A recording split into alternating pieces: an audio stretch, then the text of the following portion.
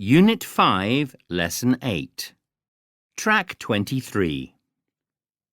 Listen to 3 people talking about the most popular subjects in their class. Fill in the table with 1, 2, 3 to show which subjects are first, second and third most popular. Noura.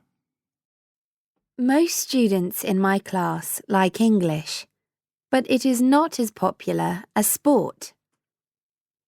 Those are the 2 most popular subjects. A few students like geography, but hardly anyone says maths is their favourite. A few people like history best, but geography is more popular than history.